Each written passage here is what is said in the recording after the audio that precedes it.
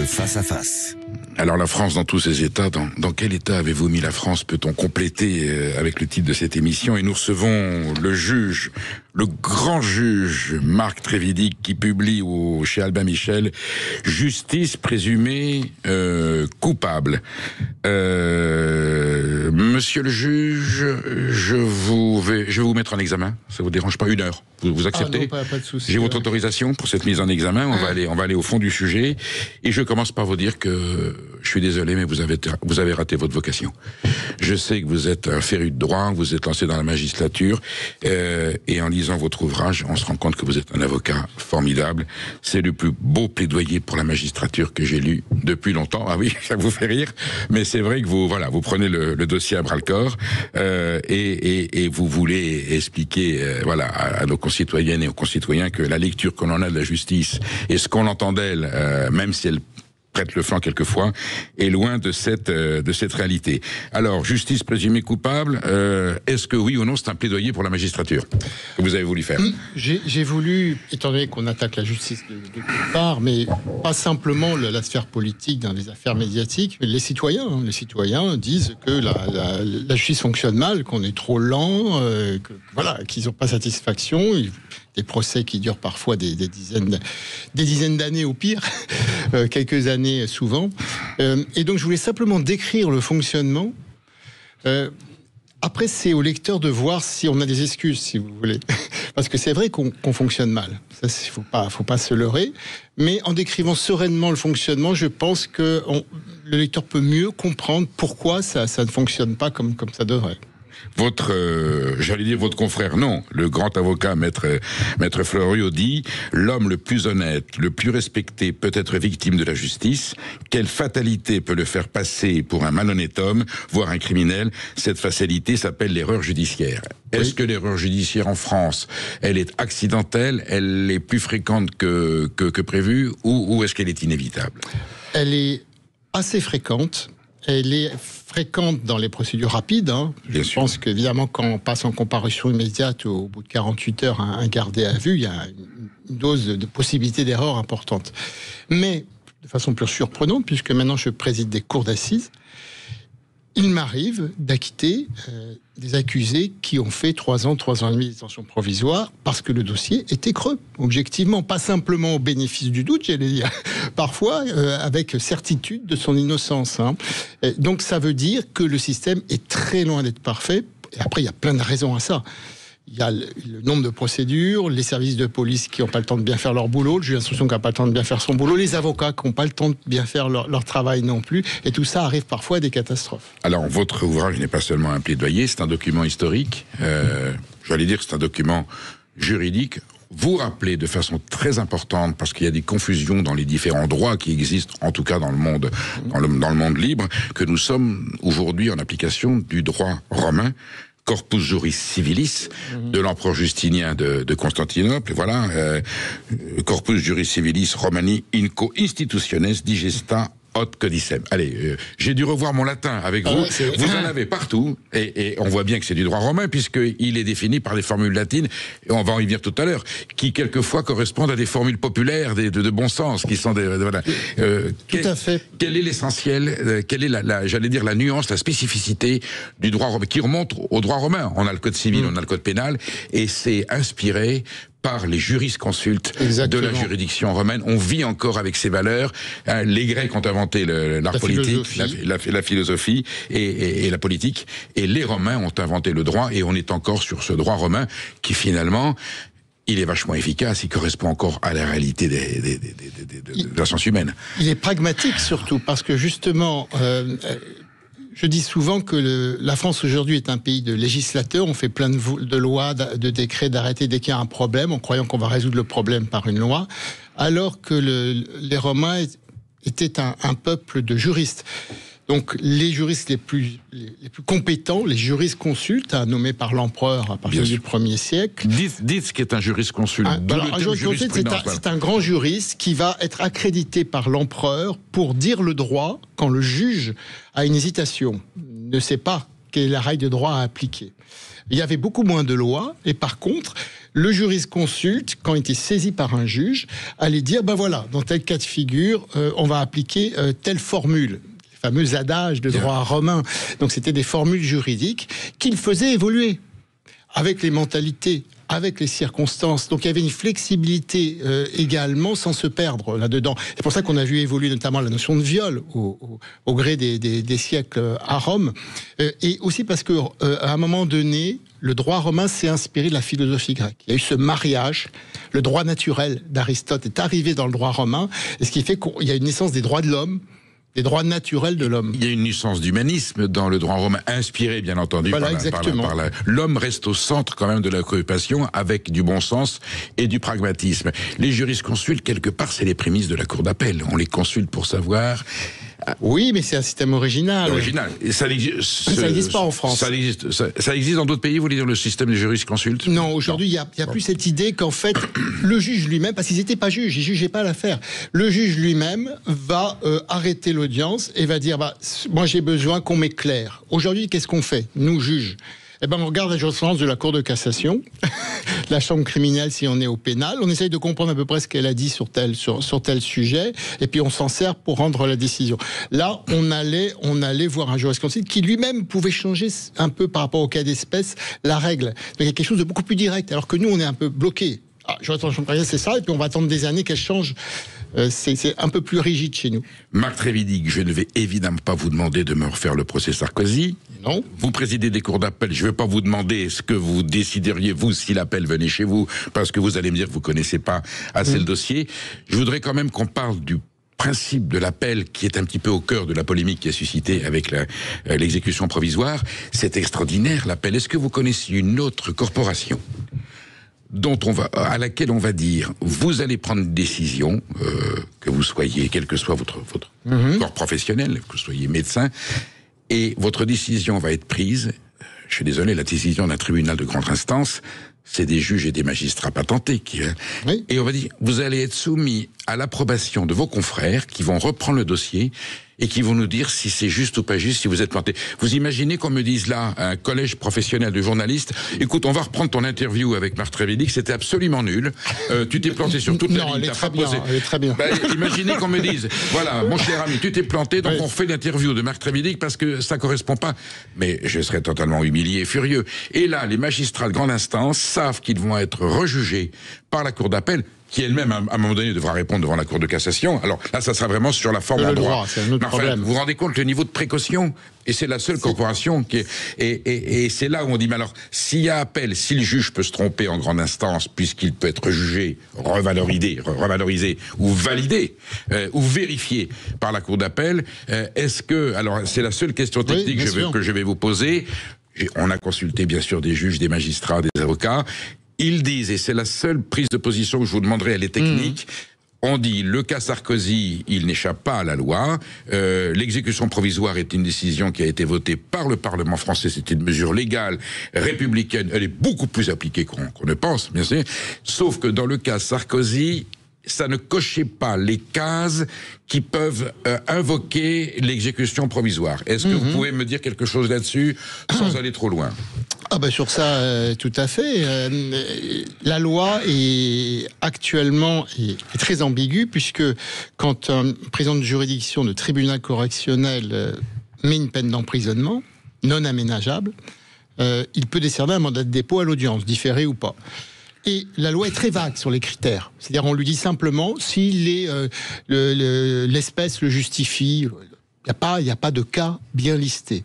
Alors que par contre, pour les juges des libertés et des détentions, pour la Cour d'appel qui aurait statut sur une demande de mise en liberté, elle doit respecter l'article 144 du Code procédure pénale, qui n'est pas dur à lire. Le fameux 144. Il suffit de mettre sur Google ou n'importe quoi, article 144 du Code procédure pénale. Par tout le monde. Par tout le monde, et on comprendra que on peut mettre en détention provisoire quelqu'un qui est présumé innocent, s'il fait appel de la décision, parce qu'il y a un risque de concertation avec des auteurs, des complices, parce qu'il y a un risque de pression sur les témoins, disparition de preuves, risque de renouvellement des faits, risque de fuite. Et l'ordre public n'est possible qu'en matière de crime, pas en matière de délit. Donc la gravité des faits ne rentre pas en ligne de compte.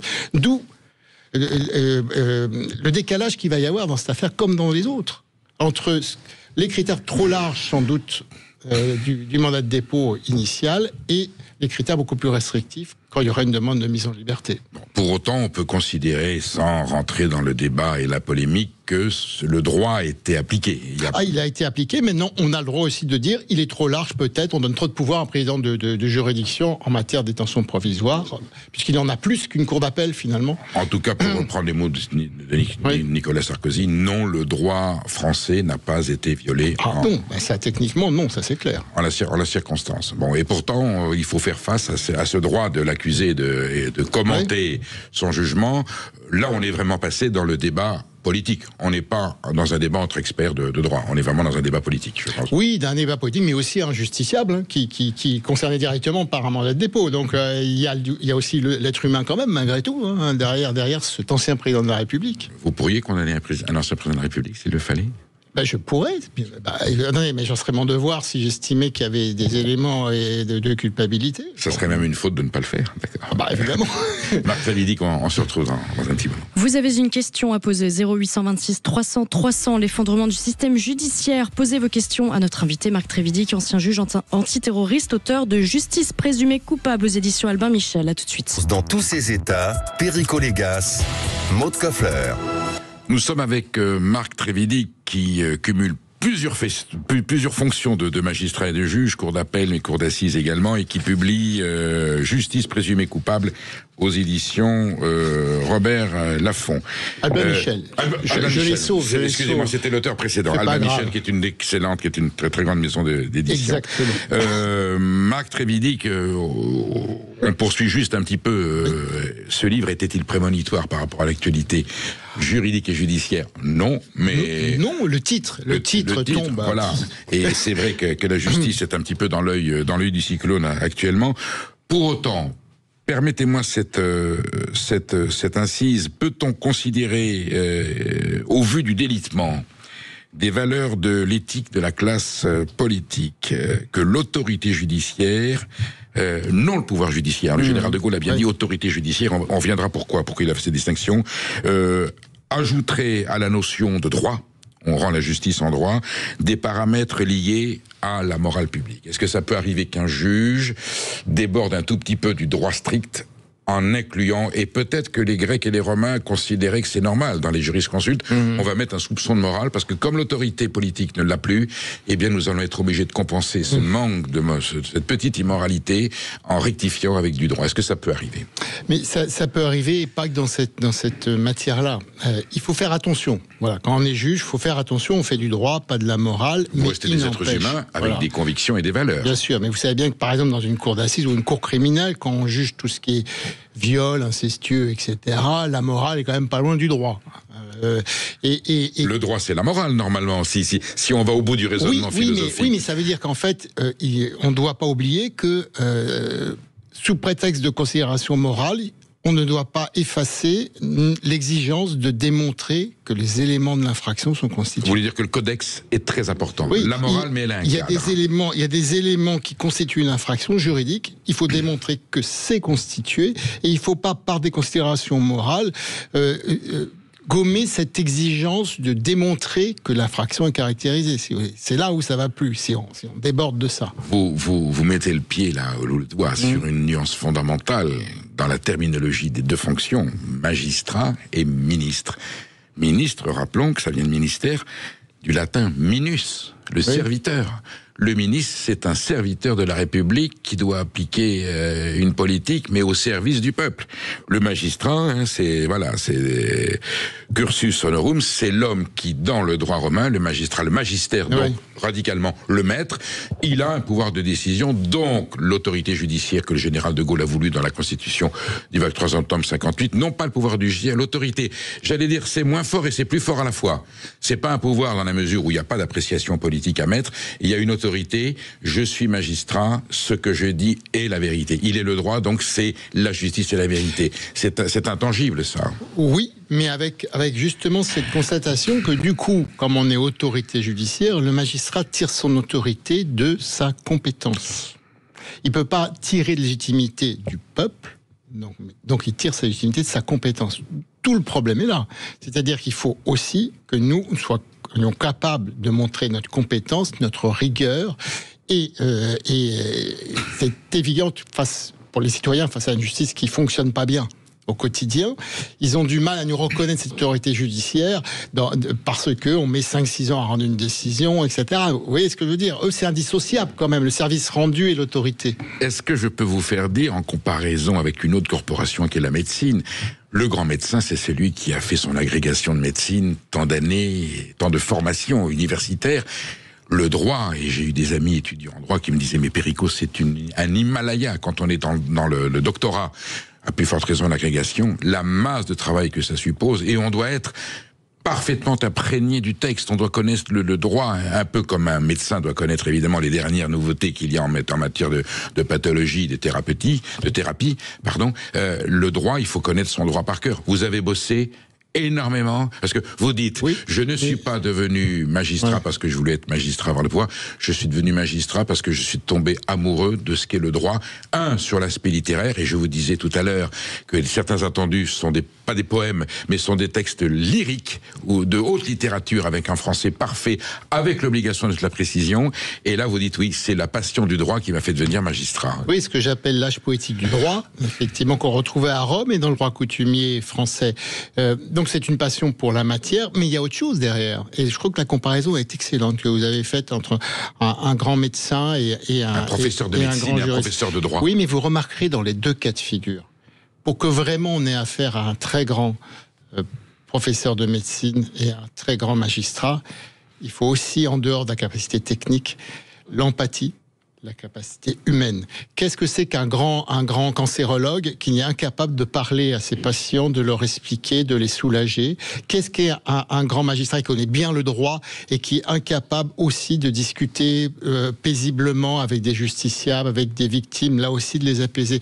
Donc, il faut le côté humain, c'est des matières humaines. Il y a la pédagogie, y compris dans le droit, il y a la pédagogie du médecin qui annonce une mauvaise nouvelle. Il faut qu'en plus de la technicité, on ait cet humanisme.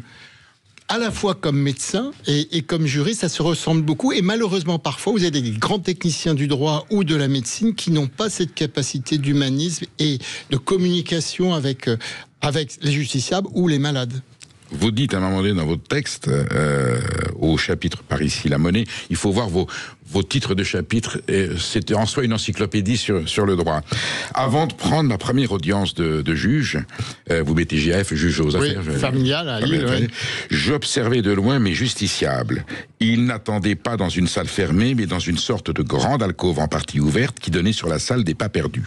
Le spectacle était intéressant. Un enfant faisait l'aller-retour entre son père et sa mère qui s'étaient assis à distance respectable l'un de l'autre. Un couple et leurs 2 avocats étaient en pleine négociation. Une mère de famille berçait son bébé dans ses bras pour le faire taire. Un homme dans la quarantaine enfouissait son visage entre ses mains. Certains avaient l'attitude impassible de ceux qui attendent leur tour chez le médecin.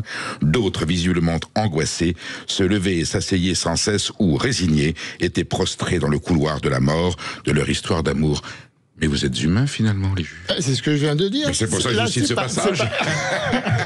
mais juge affaires familiales, vous allez voir la clientèle d'abord, voir la gueule qu'ils ont, c'est extraordinaire. Non, mais j'observe parce que après, dans la salle d'audience, c'est un peu guindé, vous voyez ce que je veux dire. Et donc, c'est vrai que j'ai fait ça assez souvent, parce que ça me permet de voir l'autre côté du décor, ce qui se passe avant qu'on rentre dans le cabinet du juge d'affaires familiales. Voilà, je pense que c'est important pour comprendre ce qui est en train de se tramer.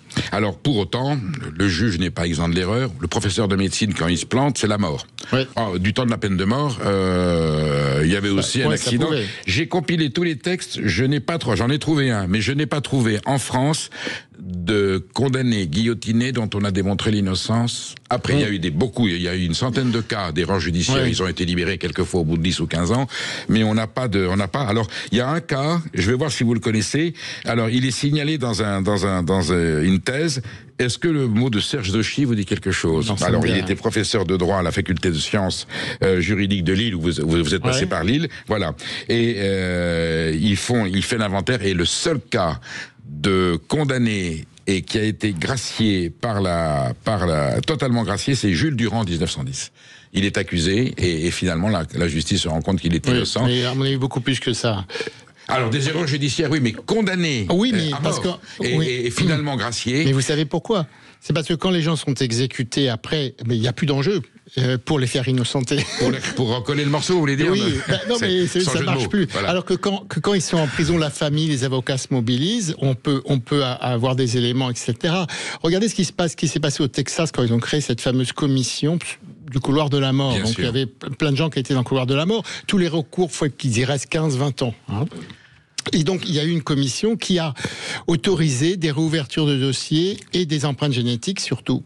Et donc, un cas sur deux est arrivé à convaincre à l'innocence de quelqu'un qui était condamné à mort pour cette commission. C'est énorme. Je sais, Marc, je vous donne quelques chiffres. Aux USA, depuis 1973, 8700 condamnations à mort. Aux États-Unis, depuis 1973, 1500 exécutions et après examen, 183 erreurs judiciaires. C'est-à-dire que les gens ont été tués pour 183 depuis.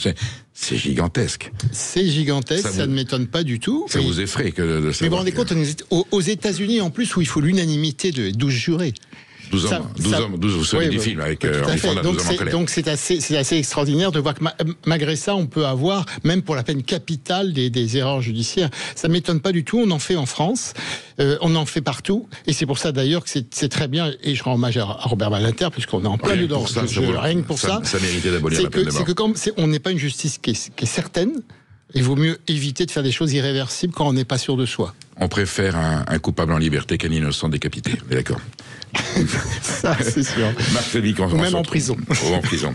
On est ensemble jusqu'à 14h pour poser vos questions 0826 300 300 avec Marc Trévidic, ancien juge antiterroriste, auteur de Justice présumée coupable aux éditions Albin Michel. À tout de suite. Enrico Légas, Maud Koffler. Nous sommes avec Marc Trévidic, juge, j'allais dire couteau suisse, parce que vous avez pratiqué toutes les versions de la magistrature. Pas mal de fonctions. Il vous manque peut-être la Cour de cassation, mais bon, vous êtes encore jeune. Il ne faut pas désespérer. Non, je suis tout à fait là ce qu'il faut. Qui publie Justice présumée coupable chez Albin Michel. On va parler, qui est, j'allais dire, la racine de votre engagement juridique et judiciaire de fait. Vous avez été juge d'instruction. Juge d'instruction qui a été, donc vous avez été à un moment donné, cher Marc Trévidic, l'homme le plus puissant de France. Et la définition que le donne du juge d'instruction.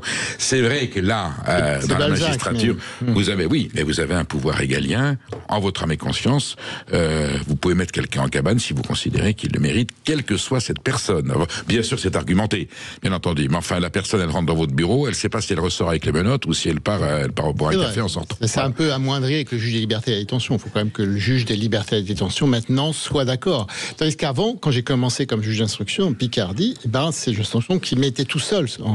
Est-ce qu'on a créé ce deuxième stade justement parce qu'on considérait qu'il fallait à un moment donné en fait, c'était une petite cour d'appel du juge d'instruction, le juge de. Non, il est tout seul. C'est un juge unique. Mais c'est un appel, c'est une vérification.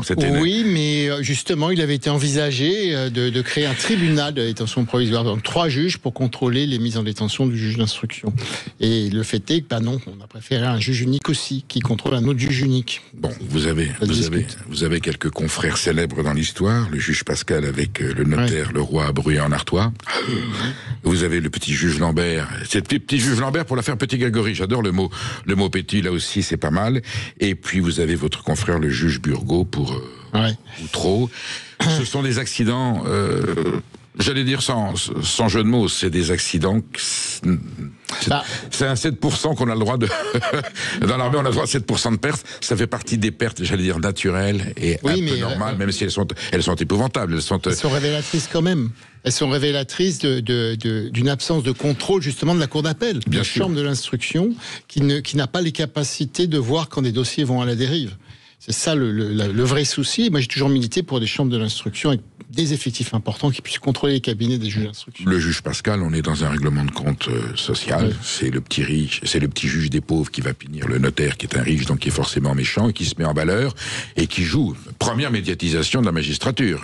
Devant les caméras de télévision, on voit que le juge Pascal. Et politisation. Bien d'accord. Et avec une crispation sociale dans le village.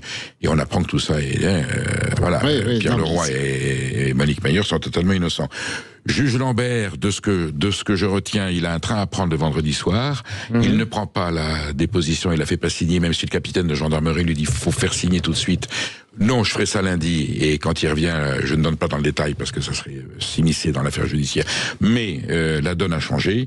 Et puis on a à Outreau un gentil petit juge défendu par un avocat que je connais bien, qui est maître Jean-Yves Dupeux, qui lui se laisse. En fait, il s'égare dès le départ. Il croit bien faire, évidemment, et il a suffisamment d'éléments peut-être pour considérer que c'est ça. Et puis finalement, c'est pas du tout ça. Donc, oui, mais 3 cas de figure. Oui, sauf qu'on ne travaille pas tout seul. Moi, j'ai toujours eu la chance d'avoir aussi des groupes d'enquêteurs qui me donnaient des conseils. C'est une de vos explications. Il travaille seul. Mais donc, je pense il n'a pas de contre-fou, il n'a pas d'assesseur qui dit attention. Il y a deux sortes de juges d'instruction qui se plantent. Il y a celui qui écoute de façon complètement automatique ce que lui dit le chef de la police ou la gendarmerie qui travaille sur l'affaire. C'est-à-dire, il prend tout. On lui présente l'affaire de telle ou telle façon et il n'a pas de recul. Il ne dirige pas son enquête, il est dirigé par le service enquêteur. Et il y a celui qui pense qu'il a besoin d'avis de personne et qui va diriger comme ça une enquête. Non, une enquête, c'est des discussions, on fait le point, on essaie d'échanger des arguments, c'est le juge qui tranche, le directeur d'enquête, mais après cette discussion. En tant que juge d'instruction, vous avez évidemment suivi des affaires plus que sensibles, des affaires graves, qui touchent à la sécurité de l'État, de la France, de la République. Alors si on est jusque dans le combat contre le terrorisme, vous avez l'unanimité autour de vous, bien entendu, sauf si cette action terroriste peut, à un moment donné, s'immiscer dans la vie politique française. Et je crois que le cas Sarkozy... Il y a eu l'histoire Karachi qui était effectivement un peu compliquée. Là aussi, lien entre l'État. Pour autant, alors... Le juge d'instruction, l'homme le plus puissant de France, bien sûr. Est-ce que vous avez à un moment donné eu à subir directement ou indirectement, en fonction des affaires que vous traitiez, une pression politique? On se souvient de Jacques Toubon envoyant un hélicoptère dans l'Himalaya, dans l'affaire Tibéri. Je ne cite pas le nom de votre confrère. Finalement, on l'a pas trouvé. Voilà, mais on va jusqu'à... On n'a jamais envoyé un hélicoptère pour vous retrouver, Marc Trévidy. Non, d'ailleurs, j'étais tout à fait trouvable. Tout à fait. Je faisais pas Est-ce que pour autant, sans rien révéler qui ne soit pas révélable, parce que je pense que vous êtes dans une profession où vous avez un secret professionnel qui est sacré et que vous ne devez pas transgresser, est-ce qu'on peut considérer qu'à un moment donné, vous avez l'impression d'avoir plus ou moins subi ou tentative d'exercer des pressions sur votre instruction? Ah oui, bien entendu. Oui, voilà. Évidemment, je ne pourrais pas rentrer dans les détails, mais ces pressions venaient de ma haute hiérarchie, pas directement d'un politique. Vous n'avez jamais reçu un coup de fil d'un ministre ou d'un député? Non, ça se passe jamais comme ça. Le problème, c'est la haute hiérarchie, c'est-à-dire, par exemple, votre premier président de cour d'appel, quand vous êtes à Paris, qui vous convoque, etc. Donc vous ne savez jamais si il fait du zèle ou si c'est un politique qui lui a demandé. Alors c'est un peu embêtant. Certains magistrats m'ont laissé comprendre que dans certains, on vit une vie civile et sociale. Il y a des dîners, il y a des rencontres, il y a des conversations où on peut nous suggérer, où on s'étonne de façon très diplomatique. Voilà, ça serait bien que, on en dit rien, mais ça on peut est arriver, dans un monde assez soft. Hein. Vous gardez votre intégrité. Marc Trévidy, on a un auditeur, Emmanuel, qui nous appelle de Suresnes. Emmanuel, est-ce que vous avez peur? Bonjour. Est-ce que vous avez peur, si un jour vous commettiez une bêtise, de passer devant un tribunal où vous avez totalement confiance dans la justice française? Bon, écoutez, je me méfierais quand même un peu et je ferai en sorte de me faire soutenir par un très bon avocat, parce que quelquefois on peut dire des bêtises qui se retournent contre vous, même si on est absolument innocent. Donc, il faut faire un peu attention. Moi, en fait, je voulais saisir l'occasion de la présence du juge Trévidy pour lui parler d'un sujet qui m'a un peu interpellé récemment. C'est le retour ce qu'on appelle les enfants de Daesh, les familles de djihadistes qui reviennent, des femmes qui reviennent avec leurs enfants. Les camps d'où elles reviennent sont des camps de Daesh, où les gens de Daesh font la loi. Daesh contrairement à ce qu'on s'imagine, n'est pas mort du tout. En Syrie, en Irak, ils sont encore relativement présents. Même d'ailleurs, le pouvoir syrien a des problèmes avec eux et essaye de s'arranger d'eux, mais c'est pas évident. Donc, moi, je trouve une folie totale de laisser revenir ces femmes avec ces enfants qui sont, à mon avis, des bombes à retardement. Absolument. Comme si on n'avait pas assez de djihadistes potentiels en France. Alors, je voulais savoir ce qu'en pensait le juge Trévidic.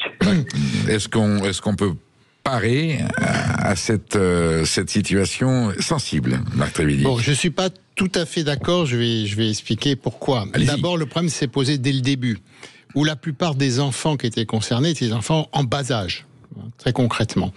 Ces enfants en bas âge, le problème se pose pour ceux qui sont de nationalité française, où il y a des règles qui s'appliquent. Ils ne sont coupables de rien à l'époque quand le problème se pose. On décide de ne rien faire, de les laisser dans les camps aux mains des Kurdes. Donc c'est des enfants qui ne présentaient pas une menace, puisque à 2 ans, 3 ans, 4 ans, 5 ans, on est victime de guerre, j'allais dire, mais rien de plus. J'étais un fervent défenseur, au contraire, de les faire revenir et le plus tôt possible, plutôt que les laisser dans des camps où effectivement la radicalisation va se faire, puisqu'il y a beaucoup de gens de Daesh dans ces camps, et donc malheureusement c'est ce qui s'est passé. On les a laissés dans ces camps, et effectivement l'évaluation de leur dangerosité se pose beaucoup plus quand ils atteignent l'âge de 12, 13, 14 ans qu'avant, quand ils avaient 4-5 ans. Maintenant, il faut comprendre que tous les autres pays qui étaient concernés avaient rapatrié leurs nationaux assez vite. Tout simplement parce que les Kurdes disaient, nous on n'est pas l'administration pénitentiaire française, c'est pas à nous de les garder. Et puis il y a eu des évasions massives aussi, y compris d'hommes. Donc c'est aussi dangereux d'avoir ces gens dans la nature, et au lieu de les contrôler nous-mêmes. Donc il y a du pour et du vrai. Il faut faire très attention, vous avez raison monsieur, mais attention aussi, on paye nos erreurs et notre attentisme pendant des années. Je pense que là-dessus, toutes les institutions sont vigilantes, et que s'il y avait évidemment un accident, on tirerait tout de suite les conséquences de... Voilà. Là, vous avez raisonné en droit, là, Marc Trévidic, on est d'accord. Mais pas uniquement, de façon humaine aussi. Vous savez, moi j'ai vu des grands-parents, ou un des 2 parents, qui réclamaient qu'on fasse revenir leur enfant, leur petit-fils par exemple, de 3-4 ans, innocent de tout par définition, et qui avait été emmené par un des 2 parents radicalisés, même pas par le deuxième. Donc il y a eu quand même des cas humains. C'est absurde de les laisser, ces jeunes Français, dans des camps, dans ces situations-là. Voilà, il y a un des chapitres de votre livre qui s'appelle « Les mariages se font au ciel et se consomment sur la terre ». Je vais vous faire écouter un petit épisode un peu humoristique, mais pour quelque chose qui n'est pas du tout. La police, madame... S'il vous plaît. Ouais. Allez vous faire enculer ! 1 heure plus tard, mission accomplie. La femme devra se justifier de son viol au commissariat, à moins que le mari ne retire sa plainte. Alors, c'est un épisode des... Je savais que vous allez être surpris. Non, c'est un épisode des inconnus. Les inconnus sont habillés en policiers. Ils vont chercher une femme qui a été battue et voilà, violée. Et le pastiche est là, il l'amène au commissariat. Elle a violé son mari et on espère qu'il va retirer sa plainte. Je vous dis ça parce que nous avons un fait divers qui est arrivé à notre connaissance. Il y a un serrurier récemment qui est allé... remplir une mission chez un client, vous êtes peut-être au courant, vous avez entendu? Non, ça me dit pas. Non. Donc ce serrurier va chez les clients, il répare la serrure, et au moment où la cliente est en train de régler la prestation, son chèque, le mari arrive, visiblement tabasse son épouse devant le serrurier, mais d'une violence inouïe. Il filme la scène, s'en va parce qu'il peut pas aller plus loin. Il va tout de suite au commissariat pour signaler qu'il y a eu une violence conjugale, mais caractérisée. On le rappelle 2 jours après, il pense que c'est pour signer son témoignage. Il est mis en garde à vue pendant 8 jours avec les lacets et tout le bastringue pour dénonciation calomnieuse. Qu'est-ce qui a pu se passer? Est-ce que c'est l'épouse qui est revenue sur ses déclarations, ou le mari? Et donc, il a dit au policier, mais enfin, vous plaisantez, j'ai filmé la scène. Enfin, c'est dénonciation calomnieuse. Et il disait, le paradoxe, c'est derrière le policier, il y avait cet article qui disait qu'il faut l'obligation de dénoncer les violences conjugales. Voilà le numéro de téléphone où elle est. Et finalement, il a fait 8 heures de, je pense que c'est terminé. Ouais. C'est une petite anomalie, alors qui n'est pas judiciaire. Là, du coup, elle est policière. Mais cette loi sur les dénonciations calomnieuses a utilisé avec parcimonie, si je comprends bien. Bien sûr, mais d'ailleurs, on l'utilise avec parcimonie. Les poursuites sont assez rares pour les dénonciations calomnieuses, et il faut déjà complètement prouver que la dénonciation est calomnieuse. Donc, c'est-à-dire que de l'autre côté, il n'y a pas l'infraction qui avait été dénoncée. Donc là, c'est un cas d'espèce, quand même un peu gros, c'est quand même pas ça, comme ça tous les 4 matins. Je voulais juste vous le soumettre pour avoir votre réaction. On se reparle dans quelques instants. Midi 14h, Sud Radio, la France dans tous ses états, Perico Légas, Maud Koffler. Et nous sommes toujours avec Marc Trévidic qui a publié Justice présumée coupable chez Albin Michel. Monsieur le juge, vous êtes un justiciable exemplaire. Votre mise en examen se passe bien pour l'instant ? Ah bah très bien, j'ai choisi de ne pas garder le silence. Non, bien sûr, et d'ailleurs vos propos n'ont pas été tenus contre vous comme on le voit dans certains films américains. J'en suis pour l'instant, j'hésite entre la relaxe et le non-lieu, mais il reste encore un quart d'heure, je vais vous cuisiner jusqu'au bout pour être bien sûr de mon attendu. Grand drame aujourd'hui dans la société française. C'est un phénomène que vous développiez bien dans votre livre sous le chapitre. Alors je vais citer la formule latine: Malicia supplet aetatem, la malignité supplée l'âge. Ouais. Qu'est-ce que vous voulez dire ? Il y a un vrai malaise dans la jeunesse française aujourd'hui et la justice n'arrive peut-être pas à résoudre le problème rien que par du judiciaire. Il y a une grande tendance aujourd'hui à vouloir que l'on juge les mineurs comme des majeurs, sous prétexte justement que leur malice devrait faire oublier leur âge. C'est ça le sujet de cet adage, comme quoi Rome avait pensé à tout. C'est ce qu'on appelle l'excuse de minorité. Voilà. On dit maintenant, c'est très grave ce qu'ils font, il n'y a pas de raison, il faudrait qu'ils aient des peines lourdes. Vous citez l'exemple, je connais bien Chartres, le quartier de la Banane à Mainvilliers, celui du vieux puits à Lucé, vous avez assisté vous avez jugé. Oui, jugé d'ailleurs. Une bagarre épouvantable, et on voit bien qu'on n'a pas de prise. Et puis ils sont d'une violence inouïe, sans limite, parce qu'ils sont jeunes, ils ont pas de remède, pas d'empathie, pas de paramètres. Qu'est-ce qu'on peut faire quand on est magistrat et qu'on est confronté à une situation telle que celle-là ? Alors le vrai problème, c'est qu'on voit les dégâts, mais le fait est, c'est que la grande surprise aujourd'hui dans la jeunesse, les jeunes qui règlent à coups de couteau, des faits de bande, etc., c'est qu'ils ont déréalisé l'acte qu'ils commettent. C'est surtout ça qui est le plus frappant. J'expliquais dans ce livre aussi la notion entre piquer et planter. Les termes utilisés sont différents. Je dis, personne va nous dire j'ai tué mon copain de 16 ans d'un coup de couteau. Il va nous dire je l'ai piqué, monsieur le juge. On va insister un peu, il va finir par admettre l'avoir planté. On va quand même lui dire 15 cm dans le corps, piqué, c'est un peu. Mais de toute façon, le mot tuer, le mot mort n'existera pas dans leur discours. Ils ont déréalisé. On est sur PlayStation 4. Et c'est ça la problématique. Ils sont dans un univers parallèle, on n'arrive pas à leur faire comprendre. Alors c'est propre à la jeunesse. Mais cette violence, cette ultra-violence se passe avec des codes à eux. L'aveu de vouloir donner la mort, finalement, c'est souvent dans le crime passionnel. Il dit oui, j'ai tué, mais voilà, j'étais dans une souffrance. Mais dans la jeunesse, on est dans le déni.